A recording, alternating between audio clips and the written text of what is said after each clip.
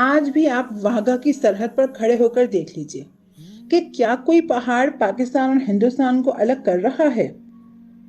کیا ان کے درمیان کوئی دریا حائل ہے جو دونوں ملکوں کے لیے ہزاروں میل لمبی سرحد بن گیا ہو؟ کیا انہیں ایک دوسرے سے الگ کرنے والی کوئی دوسری جغرافیائی رکاوٹ موجود ہے؟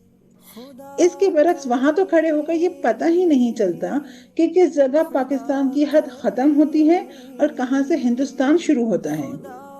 حقیقت یہ ہے کہ پاکستان اور بھارت کے درمیان اصل سرحد دین اور لادینی کی ہے۔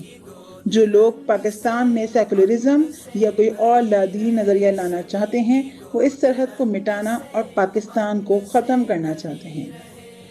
اس بات کو اچھی طرح سمجھ لیجئے کہ اگر ہم یہاں اسلام کا نظام قائم نہیں کرتے تو عملاً ہم تقسیم ہند کا جواز ختم کر دیتے ہیں۔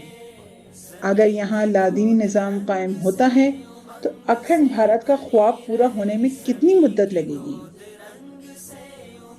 سے بھری رہے لیکن حزن الارض ممتلئا بالامال